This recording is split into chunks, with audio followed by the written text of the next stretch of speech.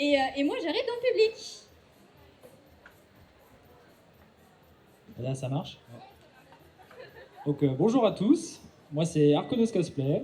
J'ai 34 ans et j'ai commencé le cosplay en octobre 2015. Voilà. Et on va dire que je fais que des armures. C'est un problème de stockage pour le stockage, mais c'est ce que j'aime le plus dans le cosplay.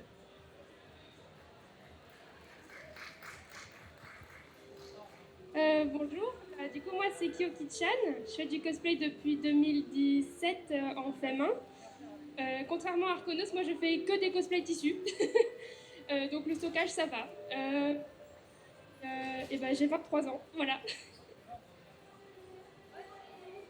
Bonjour, moi c'est Mima Cosplay. J'ai fait du cosplay depuis 2010 avec des grandes pauses. Je suis un peu une vieille de la vieille, quoi. Et je fais surtout des cosplays Disney et surtout de la couture aussi. Je suis pas très propre, ça part la guitare, mais c'est tout ce que j'ai fait. J'y arrive pas.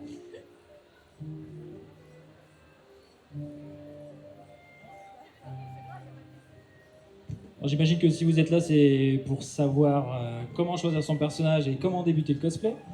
Il y a tout un tas de raisons pour faire ça, pour commencer le cosplay. On va dire que pour mon expérience personnelle, j'ai commencé le cosplay grâce à mon entreprise au travail. Ils avaient fait un repas de fin d'année sur le thème des super-héros.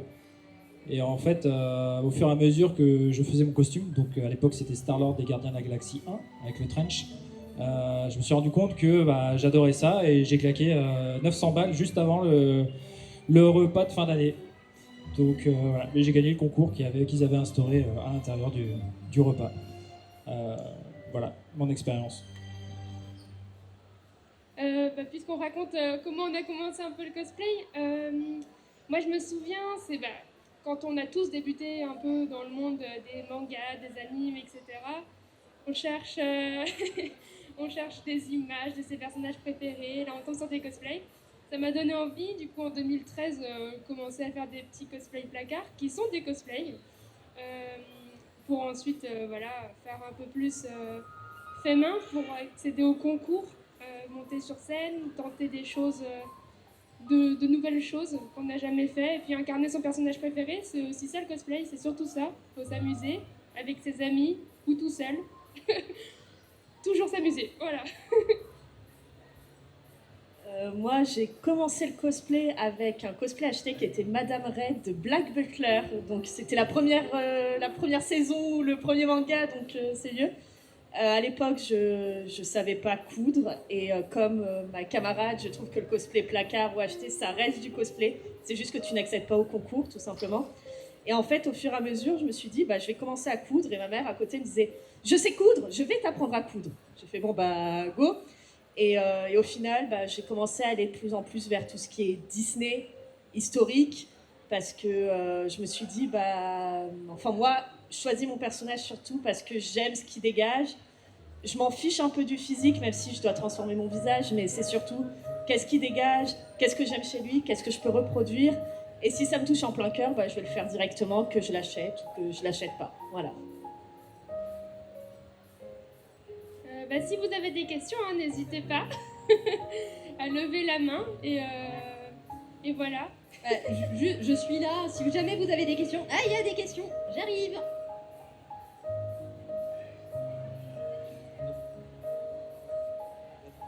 Le cosplay.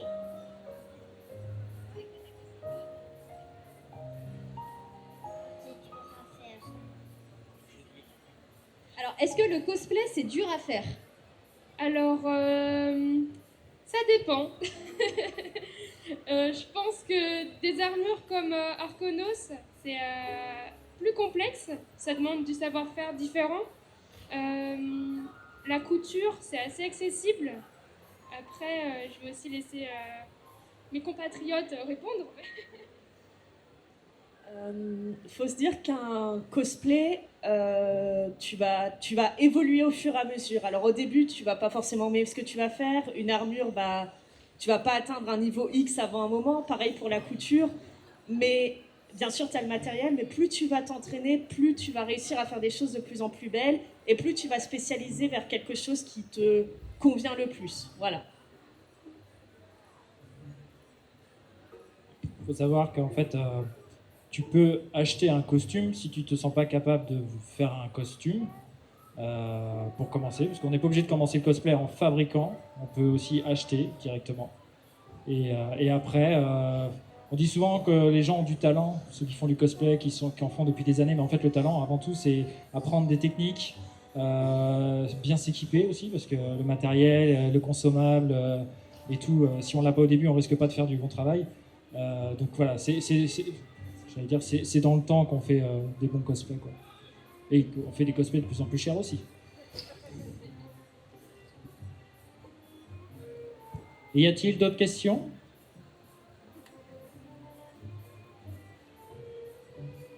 C'est pour Arconos, quelle matière tu préfères travailler le plus pour tes armures? Bah là, je suis à ma 7e armure en mousse. Donc la mousse évasote très haute densité. Donc malheureusement, bah, avant de connaître tout ça, j'ai dû acheter de la mousse de basse qualité chez Decathlon, comme tout le monde.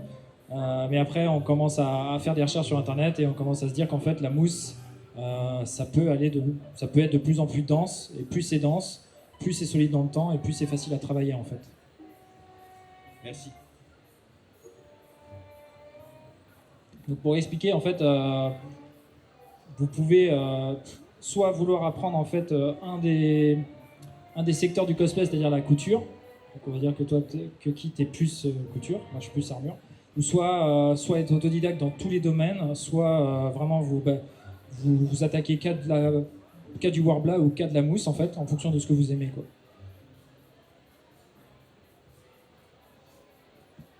Il y a le petit jeune homme en blanc et vert.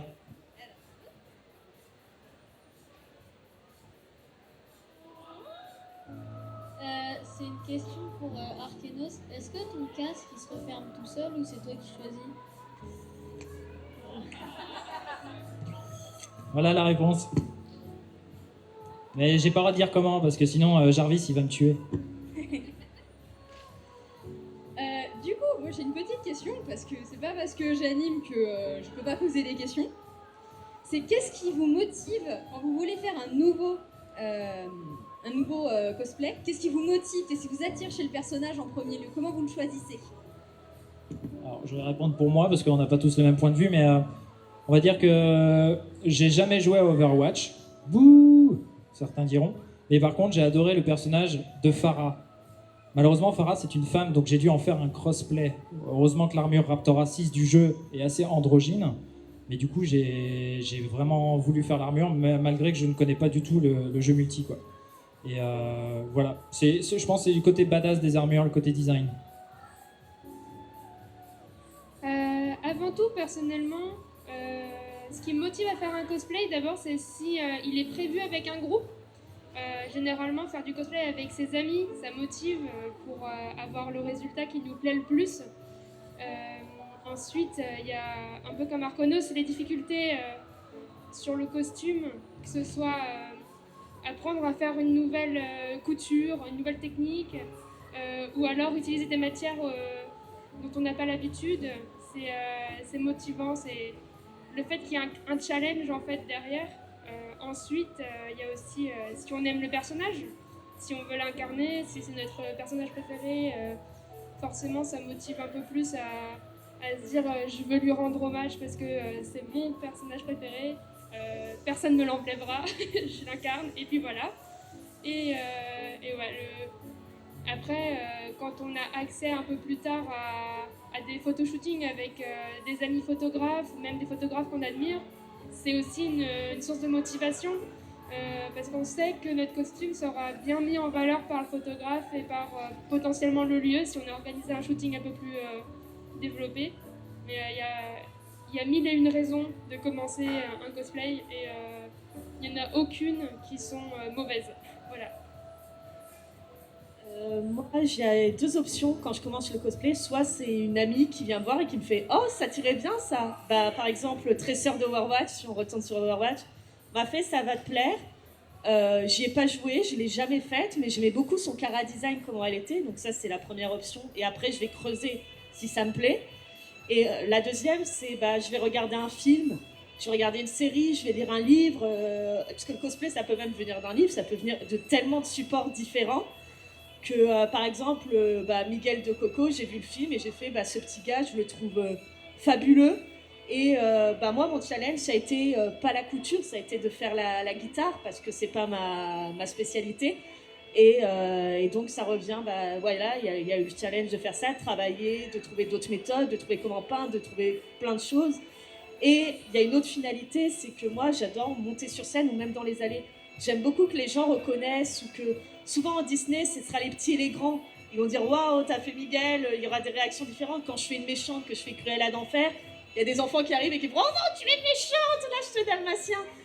Et moi, je sais qu'une de mes motivations, c'est de faire briller, déjà d'incarner comme tous mes camarades, un personnage qui me tient à cœur, mais aussi de voir la réaction des gens et de me dire ça les touche, que ce soit de la peur, de la joie, du rire, de la peine ou que sais-je, ça les touche et je me dis j'ai bien réussi. J'ai réussi pour moi, dans un premier temps, et dans un second temps, j'ai réussi à toucher le cœur des gens. Voilà.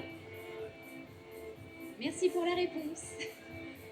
Du coup, il y a une autre question. Quelle est la durée de votre cosplay qui vous a pris le plus de temps?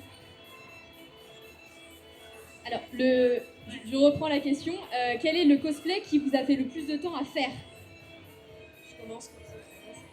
Moi, ça a été Marie-Antoinette de Sofia Coppola, qui est une grande robe de mariée. Je suis même allée en Italie chercher la soie. J'ai fait commander les patrons et ça m'a pris plus d'1 an et demi pour la faire. Voilà. Avec le budget, un peu le même budget, 800 € qui sont partis dans un cosplay. Mais ça a été très long parce que c'était technique à la main pour coudre de la soie, broder, etc. Et quand on a l'école à côté ou le travail à côté, on ne peut pas rush toute la journée en fait. Donc c'est pour ça que ça m'a duré plus d'1 an et demi pour la faire. Alors, pour le coup, personnellement, ça a été mon costume de finale de la CFC. C'est un costume du coup d'Idol qui vient d'Idol Master, donc c'est Kiari Moroboshi, pardon. Il a été très long, environ 9 mois. De toute façon, dès le moment où j'ai été sélectionnée, puis jusqu'à la finale, j'ai fait mon cosplay matin, midi et soir, à chacune de mes pauses de travail, les jours de repos, etc. Comme Arconos et j'ai oublié Elisabeth, c'est aussi très cher. En général, la durée, c'est pas vraiment significatif parce que ça dépend comment tu avances toi et comment toi t'es bien à faire ton cosplay. Rush le cosplay, donc le faire le plus vite possible, c'est bien pour certaines personnes, mais c'est pas très bien pour d'autres. Il y en a qui s'y retrouvent, d'autres non. Et ouais, je pense qu'il faut prendre le temps qu'il nous faut et il faut pas se mettre trop de pression. Mais 9 mois, c'est le plus long que ça m'a pris. J'aurais aimé faire mon costume de finale en 9 mois. Moi, je suis sur le Doom Slayer de Doom Eternal depuis 18 mois maintenant. Je suis censé le finir dans 2 mois, il me reste encore tellement de choses à faire. Mais voilà, pour l'instant, c'est mon costume le plus long. C'est pas forcément le plus cher, mais il a été long parce que il y a eu la crise, il y a eu une maison, des rénovations, et du coup, ouais, effectivement, on n'est pas à 100% du temps sur le costume. Donc voilà.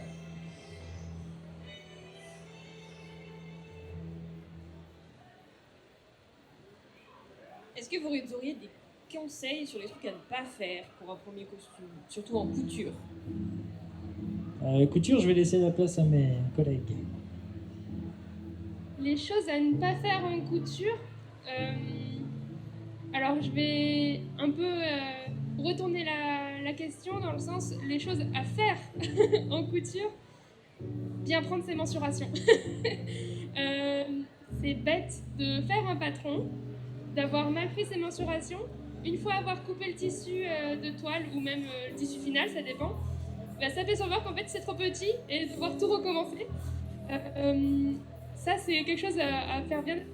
Après, les choses à ne pas faire, je pense, il n'y en a pas vraiment parce que le cosplay c'est quelque chose d'assez ouvert qui fait que si tu veux coller un tissu sur quelque chose, si tu veux coller ton tissu, tu peux le coller en soi. À partir du moment où le résultat est propre et satisfaisant pour toi, moi je pense qu'il n'y a pas vraiment de vraies règles. Après, si on doit partir plus dans la vraie confection de costumes plus poussés, plus qualitatifs, où il faut vraiment avoir du niveau de dingue, à mon avis, le plus grand conseil, c'est essayer de couper ces pièces de tissu dans le droit fil du tissu, mais ça, c'est poussé. Et c'est compliqué parce que ça veut dire qu'il faut plus de métrage de tissu, etc. En gros, le droit fil, c'est comment le tissu a été tissé à la base. Et ça fait que du coup, tes pièces, si tu les coupes dans le droit fil, elles tiendront mieux sur ton corps que si elles sont coupées en biais ou autrement. Parce que dans le biais, il y a plus d'élasticité que dans le droit fil. Du coup, ton costume risque de moins bouger au fil et à mesure de la journée. Voilà. Mais ça, vraiment, c'est optionnel, ça dépend du tissu. Faut juste bien choisir ses tissus, je pense. Enfin, faire attention. Alors, à ceci, j'ajouterais juste un truc. Quand vous achetez vos tissus, il y a du produit dessus. Du produit qui empêche, genre des antifongiques, qui empêchent que ça moisisse. Lavez toujours vos tissus avant de les couper. Pour déjà enlever ce produit-là, et c'est surtout, comme ça, s'il doit rétrécir ou déteindre, il l'aura fait avant. Parce que si vous faites une belle robe blanche avec une bande rouge, si vous n'avez pas lavé votre rouge avant, vous allez finir avec une robe rose. Voilà. Je contribue aussi un peu. Je rajouterais juste par rapport au patron, parce que moi ça m'est arrivé sur le cosplay que je porte demain, où il fait 3 tailles de plus que moi, donc voilà.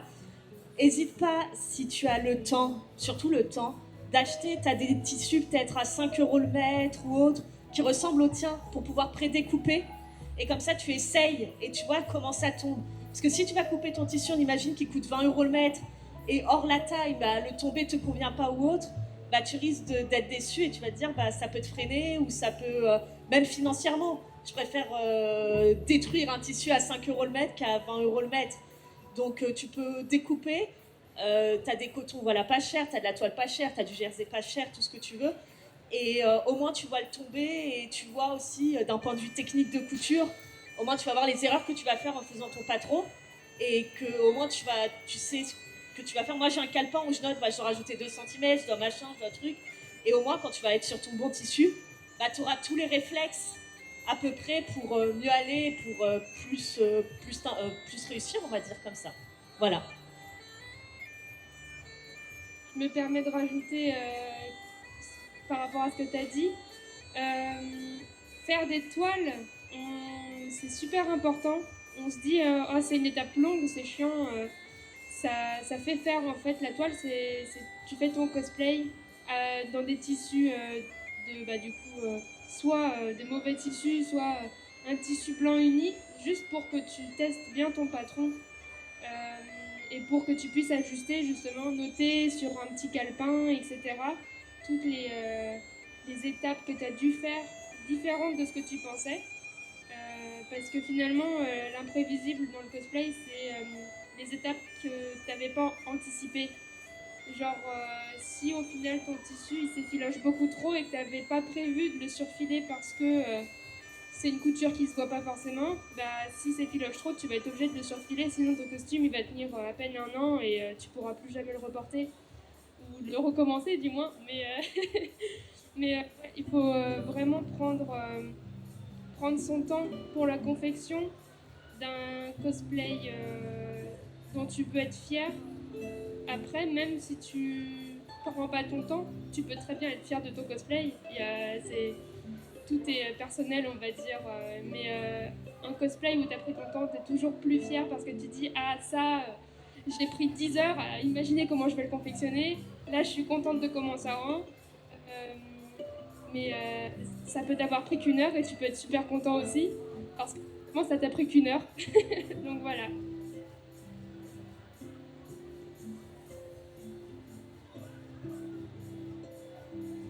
Je rajoute juste, si vous ne savez pas où trouver des tissus pour faire des toiles à patron, essayez les vieux draps chez Emmaüs ou les vieux draps de mamie qui sont un peu piqués. Ça marche super bien. Et des fois, on peut avoir des textures de vieux draps très très très sympas et qui peuvent finir sur un costume final. Voilà, le recyclage, c'est bien aussi. Emmaüs, c'est vraiment génial. Ils vendent plein de tissus en général. Ça dépend des Emmaüs, évidemment. Mais moi, je sais que sur mon costume de finale, il y a 2-3 tissus qui viennent d'Emmaüs. Sur quasiment tous mes cosplays, j'ai de la dentelle qui vient d'Emmaüs, parce que la dentelle, il y en a à plus en compter chez Emmaüs, parce que ils en ont plein. Pareil, les boutons.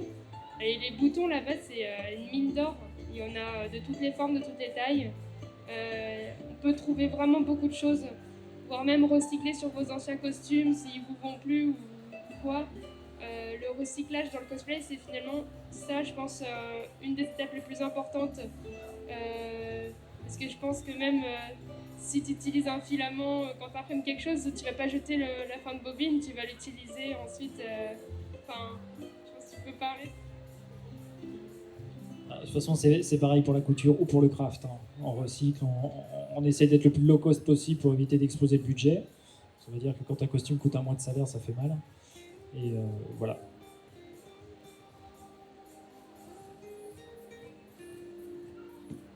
Est-ce que vous avez d'autres questions? J'arrive. Est-ce qu'il y a un cosplay que vous avez abandonné parce que vous n'y arrivez pas ou Pour ma part, pas à l'heure actuelle. En fait, faut justement, quand on demande bien choisir son cosplay, c'est de se dire, est-ce que je vais aller au bout avant même de l'avoir commencé? C'est un peu dommage, que ce soit pour le porte-monnaie ou pour le temps perdu, de se dire, en fait, je laisse tomber. Après, on peut aussi finir son cosplay, mais l'avoir bâclé à la fin parce qu'on en a eu marre, qu'il ait coûté trop cher ou qu'on a mis trop de temps dessus, mais au moins on l'a fini, on peut passer à autre chose, vraiment. Après, il y a aussi l'autre histoire, c'est de rusher un cosplay. On connaît beaucoup de cosplayers qui rushent beaucoup avant des concours ou avant des dates butoirs qui se sont données pour des shootings avec des photographes. Et là, du coup, le cosplay, il est carrément haï du cosplayer parce qu'en fait, le regard du cosplayer est complètement différent du regard d'une personne extérieure au cosplayer. C'est-à-dire qu'en fait, le cosplayer voit tous les défauts de son costume, même s'il n'y en a pas ou peu, hein. Et alors que les autres le voient parfait, quoi. Il n'y a rien à rajouter, mais on peut vite se... Moi, j'estime qu'il faut quand même toujours finir son cosplay avant de passer à autre chose. Sinon, c'est une perte de temps et d'argent. Totalement d'accord avec Arconos là-dessus. Moi, j'ai des cosplays que je dis pas abandonné, mais mis en pause. Parce que problème de santé, Covid, etc. Donc j'ai des costumes qui sont à la maison qui sont pas finis.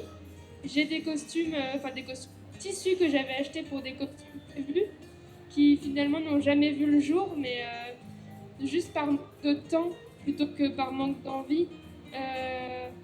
Ce qu'il faut faire attention, c'est pas de se mettre une trop longue liste de cosplay parce que c'est ça qui après on sait plus où donner la tête, on se dit ah je veux faire ça mais je veux aussi faire ça et ça. Faut réussir à se focaliser sur une idée, sur une envie, sinon c'est là qu'on commence trop de choses en même temps et qu'on déteste du coup comme disait Arconos certains costumes parce qu'on se dit ah ouais mais lui je l'avais prévu pour un groupe, faut que je le finisse pour le week-end prochain.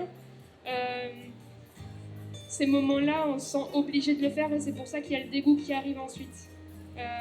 Faut pas y voir d'obligation. Moi, je suis pas venue en cosplay aujourd'hui, j'y viendrai pas non plus demain, pour justement pas me dégoûter de ça, parce que j'ai pas envie de rush un costume pour au final me dire ouais, je l'aime pas, il est pas beau, etc. Donc, je préfère ne rien mettre, je suis très bien, très confortable, il n'y a pas de honte à ça. Si on abandonne un groupe aussi, c'est pas très grave, faut juste que les autres membres du groupe soient compréhensifs avec le fait que il y a plusieurs raisons qui font que tu n'as pas fait ton costume ou que tu n'avais pas envie finalement parce que la motivation n'était pas là. Il faut se laisser le temps de vouloir faire et de faire ou d'abandonner si on a envie d'abandonner. Mais c'est vrai qu'il faut réfléchir à 2 fois avant de commencer quelque chose parce que le manque de temps et d'argent, la perte de temps du coup et d'argent si on a commencé, c'est quand même significatif pour certaines personnes. Et voilà. Comme ma collègue, j'ai fait surtout des mises en pause de cosplay. Par exemple, le cosplay que je sors demain, j'ai acheté le tissu il y a 1 an et demi. Et j'aurais pu le sortir à Geek Days 2020 si j'avais rush. Mais je me suis dit, pareil, je vais pas rush parce que ça va me dégoûter. C'est de la fourrure, c'est du jersey à sequin, c'est des matières que je travaille très peu. Et j'étais en mode, si je rush, je vais me dégoûter et je vais abandonner. Surtout que quand je parlais d'un tissu à 20 € le mètre, ça en fait partie. Et j'étais en mode, bah, je veux pas abandonner, j'ai mis de l'argent dedans, j'ai mis de la sueur dedans, j'ai mis tout ce que je pouvais dedans. Et au final, bah, je l'ai sorti là, donc je me suis laissé 1 an et demi. Et là, ça fait que 2 mois, 3 mois, voire 4 mois que je suis dessus. Et je suis plus zen. Alors, j'ai le souci de voir les défauts, parce qu'on voit toujours les défauts. Mais faut essayer de passer outre, parce que moi, je trouve que quand même, voir ses défauts, c'est une de mes raisons en général quand j'abandonne, ou je mets en pause un cosplay ou autre, ou que je vais pas être fière. Ton cosplay, c'est quelque chose où tu mets tellement de cœur dedans, que ce soit de la custom, que tu l'achètes, que tu le couds, que sais-je, tu mets du cœur dedans. À tes yeux, il sera jamais parfait, parce que nous, on voit les défauts, on se dit, bah, au final, j'aurais dû utiliser cette technique, je vais le refaire dans 1 an. Mais le plus important pour pas abandonner ton cosplay, bah, bien sûr, il y a le truc d'argent, il faut prévoir le temps, il faut pas faire une liste, mais te dire, ok, je sors mon cosplay, il va peut-être pas être parfait à 100%, peut-être dans 2 ans, je vais le revoir, il y aura des défauts, mais il peut toujours être refait plus tard. T'as mis ton cœur, t'as tout fait dedans, et là, bah, tu vas pas l'abandonner, parce que tu vas en quelque sorte te battre, on va dire. Moi, je dis ça, mais c'est personnel, je vais pas parler pour mes camarades. Mais tu te bats pour sortir un cosplay d'un personnage que tu affectionnes particulièrement, et tu veux lui rendre hommage en quelque sorte. Donc à partir de là, comme moi j'ai cette pensée en tête, je sais que je vais pas abandonner. Tu fais des mises en pause, c'est pas grave, tu le reprends dans 6 mois, tu t'arrêtes, tu reprends. Tu vois qu'au final, le tissu qui te plaît pas, enfin que t'as acheté, il te plaît plus, bah 6 mois plus tard, tu vas en racheter un qui te plaît plus parce que t'avais pas les finances. Mais pour moi, t'as jamais de réel abandon, enfin, j'en ai jamais eu de réel abandon. Parce que tu l'auras toujours dans un coin de la tête, à un moment, 2 ans plus tard, tu vas faire, ah mais j'ai le tissu pour ce cosplay, bah je vais le refaire. Donc tu reviendras toujours vers ça où le tissu va te servir à un autre cosplay. Voilà, ça c'est mon avis, il n'y a pas d'abandon à mes yeux.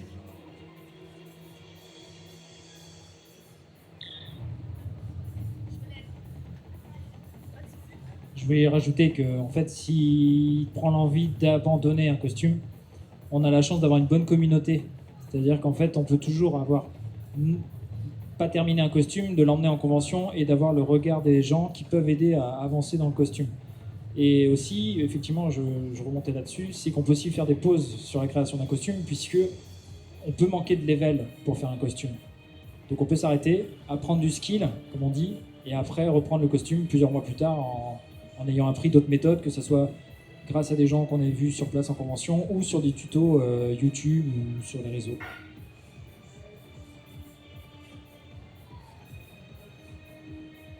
Faut vraiment bien vous poser la question de savoir en fait pourquoi vous faites ce personnage, le temps que vous vous y attribuez à le faire, le budget surtout, parce qu'on essaie effectivement de trouver des moyens low cost, mais des fois l'électronique ou la matière coûte horriblement cher. Et en fait vous dire que vous avez vraiment envie de faire ce costume et non pas il faut faire ce costume parce que on a la vibe avec, voilà. Non, c'est l'envie de faire le personnage.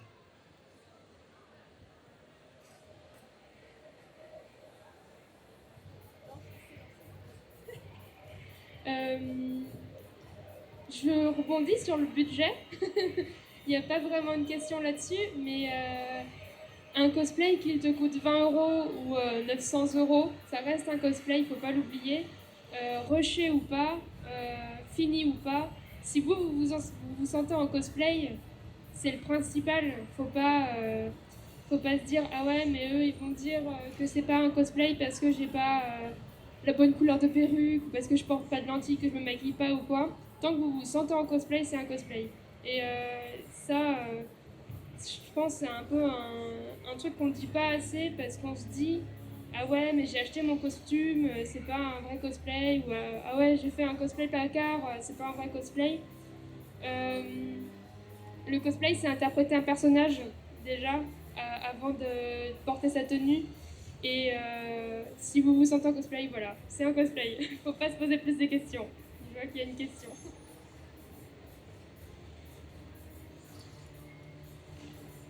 Est-ce que pour vous, le plus important, c'est qu'un cosplay soit beau, confortable, réaliste, ressemblant? C'est quoi pour vous les priorités pour le costume? Les priorités, personnellement, c'est de l'adapter à ma morphologie. Moi, c'est ça qui me motive à faire un costume en général. Je ne l'ai pas dit tout à l'heure, mais c'est vrai que je choisis aussi mes costumes en fonction de si je pense qu'ils vont bien m'aller morphologiquement. Après, ça, c'est vraiment une idée personnelle.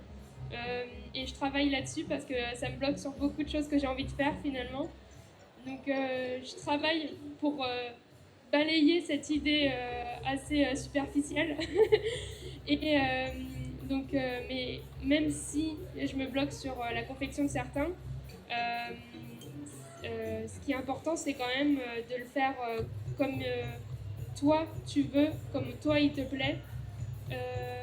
Par exemple, le costume que j'ai exposé sur mon petit stand, à la base, il n'y a pas autant de détails, il y a juste une robe bleue avec des traits et un tablier. J'ai décidé d'y ajouter plein de détails parce que moi je trouvais que c'était plus joli. Donc je pense rendre le costume personnel en y ajoutant des détails qu'on veut. Moi c'est ça qui... C'est pour moi ça le plus important dans le cosplay, c'est qu'à la fin, je me dise j'ai mis de moi dedans, de mes idées. Je l'ai adapté comme je pensais qu'il serait bien.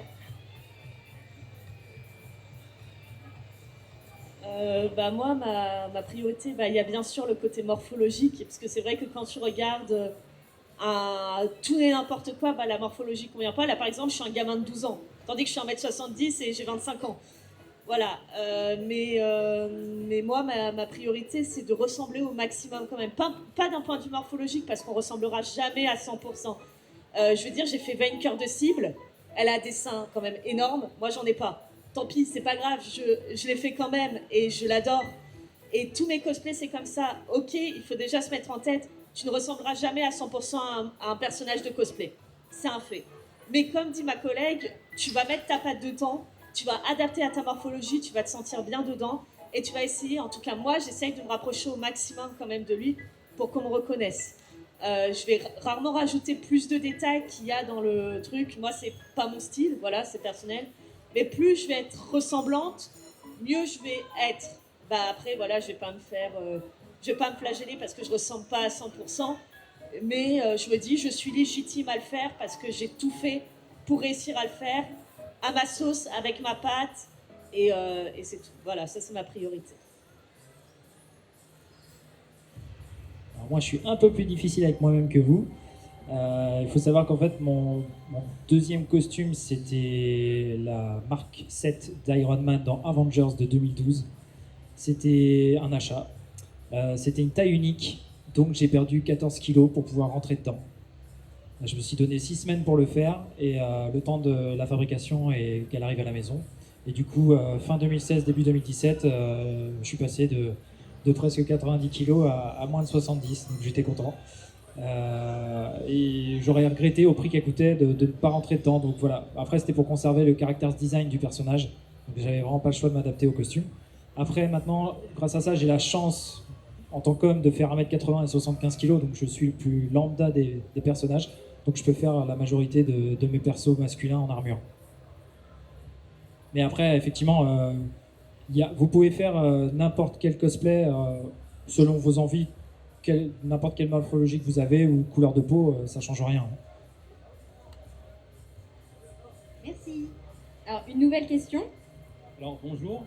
Je voudrais savoir qu'est-ce qui fait la qualité d'un cosplay et est-ce que c'est possible, par nos propres moyens, d'arriver à faire un cosplay de niveau cinématographique, du niveau des cosplays qu'on voit au cinéma. Est-ce que c'est possible?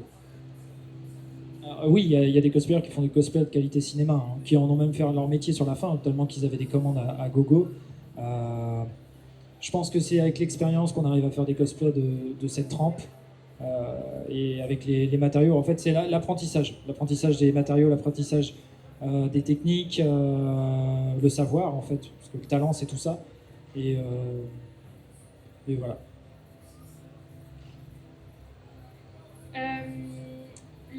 Je sais plus c'était quoi exactement tes mots au début de ta question, mais je crois que tu demandais à quelle qualité on s'attend à un cosplay, enfin d'un cosplay.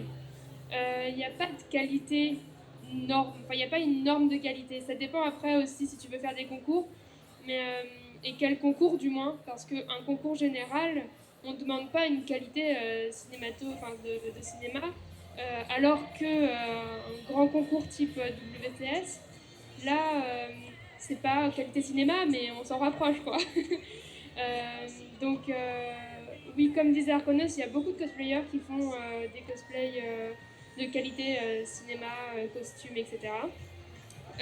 Cela dit, bah, il faut avoir appris les techniques, les avoir expérimentées, ça prend du temps.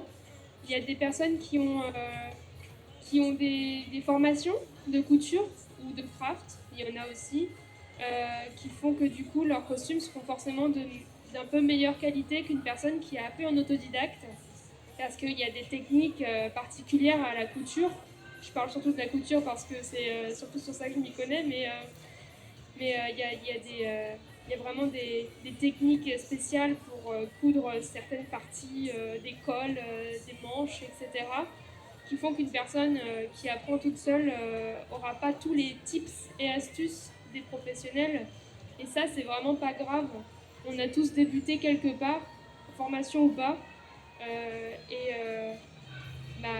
Avec le temps, les tutos, etc., ça s'apprend facilement, même sans avoir fait une formation professionnelle dans la couture ou dans le maquillage, etc. Vraiment, faut pas se mettre la pression sur la qualité de ton cosplay, parce que à partir du moment où il te plaît, à partir du moment où tu te dis « Ah ouais, par rapport à mon précédent, j'ai évolué », c'est toujours positif. Et pour ajouter avec tout ce qui a été dit, faut pas hésiter à échanger avec les gens. Alors que ce soit, il y a des cosplayers qui font des blogs, des vidéos YouTube, plein d'échanges qui vont t'apprendre des techniques. Et même si tu demandes gentiment à des cosplayers que tu n'arrives pas d'une manière mal polie ou autre, mais que tu demandes gentiment d'échanger, bah, j'ai eu rarement des refus d'une personne en face qui me disait bah non, je vais pas te dire. Par exemple, bah, il y a eu, je vais sûrement me tromper de prononciation pseudo, Arkonos, on est bon, qui a dit bah, j'ai utilisé ce matériel. Sûrement ma collègue va dire bah voilà comment j'ai fait la finition, moi pareil. Plus tu vas échanger avec des gens qui vont te paraître avoir une qualité différente ou des techniques que tu n'as pas, plus tu vas aussi progresser de ton côté. Et souvent, bah, moi j'ai progressé parce que ma meilleure amie coud très bien, coud extrêmement bien, elle est costumière, voilà, elle a une formation, elle a une formation de couture, bah, elle m'a appris des techniques. Et moi en échange, bah, moi je bidouille beaucoup, donc je trouvais des plans D et je disais, bah écoute, ça j'ai vu que ça convenait pas, mais ça tu peux. Et vraiment l'échange permet d'évoluer au sein de la communauté cosplay, je trouve. Voilà.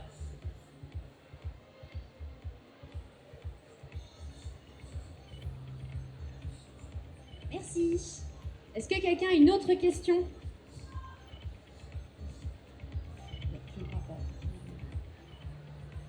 Il y a une demande de micro par là. Non, je reviens là-dessus. Nous trois sur scène, on a tous, je pense, évolué grâce à des mentors, entre guillemets. Donc en fait, faut toujours se dire, si on était à la place de ceux à qui on demande des conseils, comment on réagirait.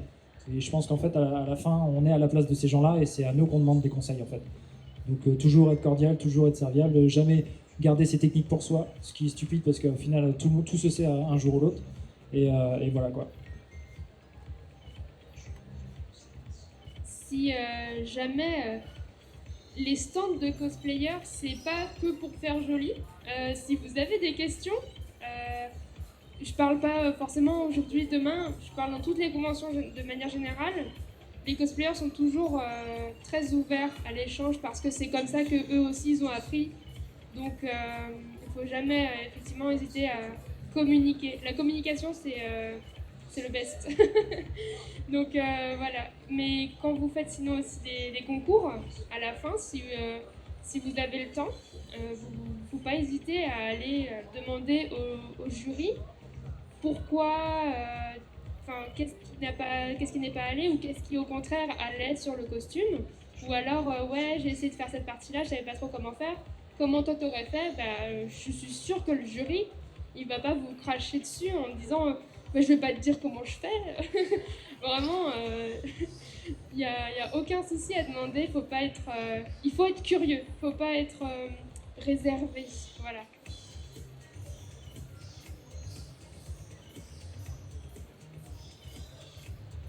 On peut faire un débrief du coup sur la thématique d'aujourd'hui. Du coup, bien choisir son personnage, l'envie de le faire, ça c'est le principal. Budgéter son futur costume dans le temps ou sur le porte-monnaie et acheter avant le bon matériel. Et ça vient avec aussi comment débuter un nouveau cosplay. C'est-à-dire qu'au niveau couture, il vous faut une bonne machine à coudre, une bonne fac ou une singère. et tout ce qui s'ensuit. Et puis pour le craft, il y a 4 éléments primordiaux, c'est le décapeur thermique, la Dremel, le pistolet à colle et le fer à souder. Après on peut rajouter la colle néoprène, le scalpel de précision et la mousse, quoi. Les lunettes de protection et le masque. Oui, oui, c'est vrai. On pense pas toujours à ça, mais c'est mauvais pour les bronches. Ouais, parce qu'il faut savoir que, entre autres, la mousse qui est utilisée pour faire les armures, c'est de la mousse qui a à haute densité, donc dès qu'on la ponce, ça fait des particules très fines. Donc on peut se dire, oh, pas besoin de lunettes, je vais juste mettre un masque anti-poussière que je peux trouver dans les magasins de bricolage. Alors, pour l'avoir vécu personnellement, et je sais c'est pas bien, la poussière de mousse qui vous rentre dans les yeux au point de vous en faire une conjonctivite, c'est pas cool, ça pique, le faites pas. Mettez des lunettes, vraiment. Voilà, donc les équipements individuels de protection, EPI, c'est super important, et surtout ce que je rajouterais aussi avec la Dremel, c'est des gants de manutention, parce que un ziouk sur la main, c'est très vite arrivé et ça fait mal. C'est vrai que si on commence le cosplay avec rien, on claque déjà pas mal d'argent, ne serait-ce que dans le bon matériel. Mais mieux vaut claquer plus pour un bon matériel avant de commencer quoi que ce soit que d'acheter du discount et que ça vous lâche au bout de 4 mois d'utilisation intensive, quoi. En revenant sur l'achat de matériel, il y a beaucoup de matériel qui est vendu d'occasion, qui pour autant est de très bonne qualité. Mais il y a aussi des associations dans certaines villes qui font des petits moments cosplay. Donc souvent, ils ont du matériel qu'ils prêtent. Faut pas hésiter à se renseigner si dans votre ville ou pas loin, il y a des associations qui proposent des temps de couture, de craft, etc. Donc comme JSE à Rennes, qui propose l'ouverture d'une petite salle pour faire le cosplay, etc. Donc avoir de l'aide aussi, c'est bien. Faut pas hésiter à demander à ses amis, que ce soit des cosplayers ou non. Si vous avez de bons amis, je pense qu'ils viendront vous aider à faire votre cosplay. Mais faire un cosplay tout seul, surtout quand on doit faire le patron, par exemple, c'est un peu compliqué pour certaines parties. Je pense notamment à patronner le dos. Hein. C'est pas facile de se dessiner dans le dos un patron. Donc faut pas hésiter à demander de l'aide. Après, niveau couture, on a donné un peu les bases pour le craft. Niveau couture, il vous faut juste si vous voulez faire vous-même votre cosplay, évidemment, une machine à coudre familiale. Il y en a des vraiment pas chères, qui sont très bonnes. Donc il faut faire attention effectivement au matériel discount. Si on veut vraiment faire du cosplay sur le long terme, peut-être réfléchir à prendre une bonne machine dès le début. Mais je vous conseille la surjeteuse de chez Lidl. Et la machine à coudre de chez Lidl, c'est des machines qui sont comme en collaboration avec Pfaff. Pfaff, c'est une grande marque de machines. Donc il n'y a vraiment pas... on peut y aller les yeux fermés. Elles vous serviront bien entre 5 et 8 ans minimum sans vous lâcher entre les mains. Après, des bons ciseaux. Faut faire attention, on n'utilise pas le ciseau qu'on utilise pour couper du papier, pour couper son tissu. Il faut bien distinguer les deux, sinon votre ciseau il va mourir en quelques mois de cosplay. Et des coups-bites, il vous faut des découbites. Des découbites, des dés pour mettre sur les doigts pour pas vous piquer. Il faut faire attention à ça. C'est important de se protéger et c'est vrai que dans la hâte, et comme on se dit qu'on le fait à la maison, souvent on ne pense pas à mettre des équipements de protection. Mais c'est quand même important, si vous pouvez commencer avec, c'est mieux. De toute façon, vous verrez sur les vidéos YouTube de cosplayers qui font du craft ou de la couture, il y a toujours un peu un setup optimal. On va dire, on ne peut pas tous avoir la place comme eux, mais au mieux, il faut que votre bureau soit bien rangé, sinon vous allez faire tomber des choses à longueur de temps et vous pouvez vous faire mal. Donc vraiment, prenez exemple sur ce genre de vidéos. Ils font bien les choses, hein. C'est pas pour rien qu'ils en font des vidéos. Je vais rajouter aussi quand vous avez des animaux. Parce que moi, j'ai 2 chats, je ne peux pas les isoler et ils adorent faire du drift sur le tissu. Ils adorent mettre la tête dans la boîte à épingles. Quand vous allez coudre, vous allez vous mettre, vous avez des animaux, chats, chiens, lapins ou que sais-je. Il faut protéger le matériel, donc vous le mettez en hauteur dans une armoire ou autre. Les boîtes à épingles dans des trucs hermétiques. Le petit aimant de frigo à côté, au cas où les épingles tombent, vous les ramassez avec l'aimant. Les fils, ça traîne pas. Voilà, quand vous avez des animaux, moi je l'ai vécu, il faut s'organiser un maximum. Parce que si vous étendez votre tissu au sol, vaut mieux isoler le chat dans la salle de bain pendant 30 minutes, le temps de couper le tissu. Et parce que vraiment, quand le chat arrive à toute vitesse et te détruit le patron, etc., en courant, c'est pas top. Et autre chose par rapport à la machine à coudre, il y en a des pas chères, Lidl, elles sont très bien, etc. Mais n'hésitez pas à prendre sur Amazon ou autre les petits kits pour nettoyer les machines à coudre. Parce que dès que vous allez coudre de la fourrure ou autre, ce type de tissu qui vont avoir abîmé, il faut la démonter doucement, c'est souvent fait pour. Et vous avez des petites brosses ou même les sprays à air, je ne sais plus comment ça s'appelle, mais voilà, pour nettoyer. Plus vous allez prendre soin de votre matériel, en tout cas la machine à coudre, je ne sais pas pour le craft, mais la machine à coudre, n'hésitez pas à la dépoussiérer régulièrement, à retirer les petites particules qui vont se mettre en dessous. Souvent, vous pouvez retirer le sous-pied, moi j'appelle ça comme ça, mais la plaque en dessous du pied de couture. Il ne faut pas hésiter à nettoyer parce qu'à un moment, vous allez la relancer.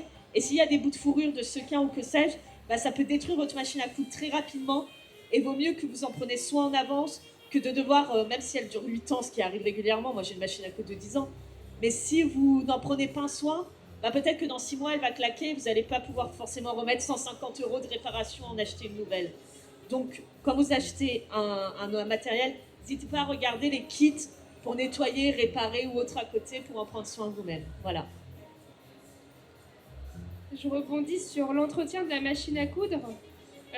Évidemment, ça vaut sur tous les types de machines, donc surjeteuses aussi, brodeuses aussi. Donc, comme elle a dit, il faut bien enlever les plaques. Il y a souvent une plaque ou quelque chose qui cache la canette, le boîtier à canette. N'hésitez pas à démonter juste en enlevant le boîtier à canette. Passez un coup avec un petit tissu, sans mettre d'eau évidemment, sinon là vous êtes mal.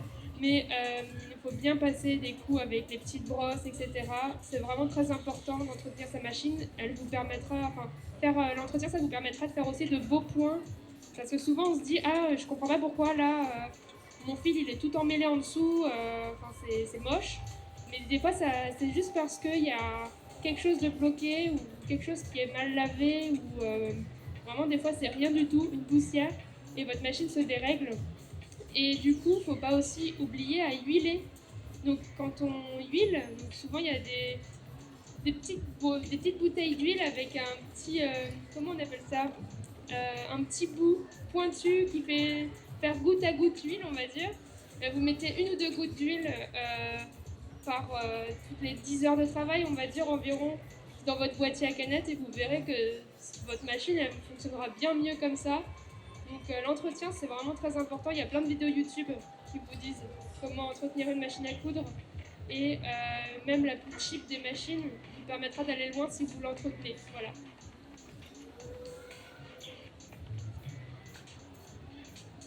Bon je pense qu'on a un peu fait le tour du sujet. Donc je vous remercie, cher public, d'avoir posé vos questions. J'espère que vous avez appris des choses, que vous êtes bien posés pour manger, je vous ai vu.